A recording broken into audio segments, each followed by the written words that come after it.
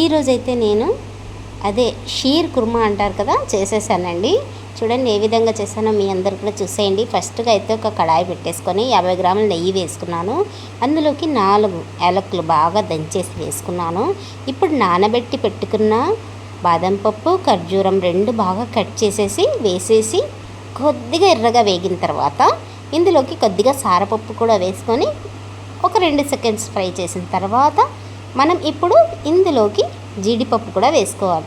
జీడిపప్పు చివరిగా ఎందుకు వేస్తున్నానంటే, జీడిపప్పు ఫస్ట్ వేస్తే వెంటనే మాడిపోతుంది కదండి, దానివల్ల జీడిపప్పు చివరిగా వేసుకోవాలి. ఇప్పుడు సమానంగా అయితే అన్నీ కుక్ అయిపోయాయి. చూడండి, ఇందులోకి ఫస్ట్గా పాలు ఎప్పుడు యాడ్ చేయకూడదు. ఒక గ్లాస్ వాటర్ అయితే యాడ్ చేసుకున్నాను. నేనైతే ముందుగానే పాలు కాచి చల్లారి పెట్టుకున్నానండి. ఇప్పుడు ఆ పాలనైతే ఇందులోకి వేసేసుకుంటున్నాను. చూడండి, ఈ విధంగా సరిపోయినన్ని పాలైతే నేను కాచి పెట్టినట్టు ఇందులోకి యాడ్ చేసేసాను. ఇప్పుడు ఇవి బాగా ఉడికొచ్చిన తర్వాత మనం ఇందులోకి షుగర్ యాడ్ చేసుకోవాలి. షుగర్ ఎంత యాడ్ చేసుకోవాలంటే సరిపోయినంత అయితే యాడ్ చేసుకోవాలి కదండి. 100 గ్రాముల షుగర్ అయితే నాకు సరిగ్గా సరిపోతుంది. చూడండి, ఇప్పుడు అలా బాగా ఉడికేటప్పుడు మనం పాలు మరిగేటప్పుడు చక్కెర యాడ్ చేసుకోవాలి.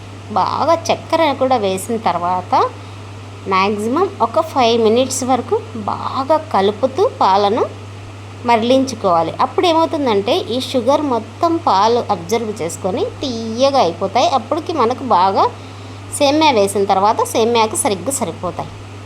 ఇప్పుడు చూడండి, ఇందులోకి వేయించి పెట్టుకునే సేమ్యా వేసానండి. ఈ సేమ్యా వేసిన తర్వాత అసలు ఉడకపెట్టకూడదండి. ఒక్కసారి ఉడికొచ్చిన తర్వాత కలిపేసి మూత పెట్టేయాలి. మూత పెట్టేసామనుకోండి ఇంకా అసలు కుక్ అవ్వని అవసరం లేదండి. కుక్ చేశారనుకోండి ముద్దగా అయిపోతాయి. Thanks for watching.